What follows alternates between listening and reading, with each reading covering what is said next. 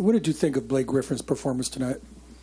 I thought it was the best he's played since he's come back from his injury. He had a lot of bounce, got off to a good start in the first quarter. It was, other than good to see an Oklahoma grad play well, it was, like I said, the best he's played since he's come back. Kerry Eggers, Portland Tribune. Terry, that you shoot 40% from the field, 33 from three. How much of it was their defense? How much of it was just missing shots? A little bit of both. I thought particularly in the first half we had a lot of good looks that didn't go, and that was a little deflating. They did get into us a little bit, especially in the third quarter. But, for a game where we only had 12, 13 turnovers, they did pressure us. But, I thought, especially in the first half, we had a lot of good looks. Terry, with the way they were, Mike Rich from the Oregonian, with the way they were guarding the pick and roll, do you feel like the guys on the weak side and away from the ball got the shots that you were expecting and that they can make? Yeah, it's obvious they were really pressuring Dame and CJ on pick and rolls, doubling them and forcing them to pass out. And we have to make those plays. And we had some threes on the weak side, we had some rolls to the basket, and weren't able to finish them. But if they're gonna double team Dame and CJ, then other players are going to have to make plays for us. Terry, just one game, just one loss, but when you get beat that way, is it give you a little bit of a jolt? Get beat what way? By 20. Well, I think it was. We did get beat by 20. I mean, that's what the box score said. But I thought, we competed with them in the first half. Third quarter, the game got away from us. But, there's always some good and bad to take away from it. And, we need to put, no question, we need to play better on Wednesday.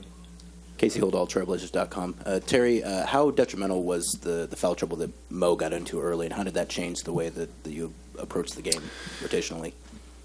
Well, he got off to a good start, and that was encouraging. And so changing the rotation, he still got his minutes, and we had our chances when he was in, when he was out. It was disappointing, like I said, that he did get off to a good start, and we needed to take him out. But I don't think that was necessarily, that was the make or break of the game. Joe Freeman, Oregonian. Terry, obviously there was an air of mystery surrounding Blake and his health moving into the series. How does what you saw tonight change moving forward, change the series?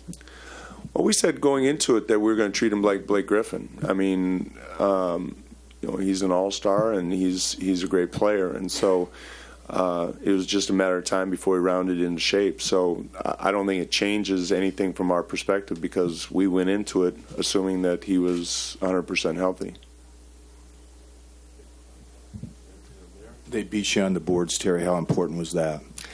That was, their offensive rebounds that hurt us. It didn't seem like it was that many, when you look at the box score, but they got timely offensive rebounds, and our offensive rebounding has always been important for us. So I think it was the double whammy, them having the advantage at both ends.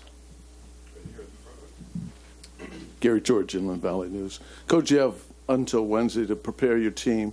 What do you take positive and what do you make adjustments in coming into that game? Ask me tomorrow.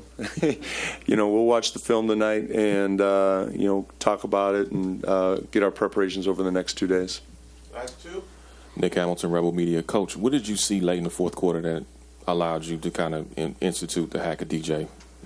Well, when you're down and you have an opportunity to extend the game, it's the playoffs. It's as long as he's in there, it's something you have to employ. And I know it's not necessarily pretty, but you got to do whatever you can to try and extend the game and win a game.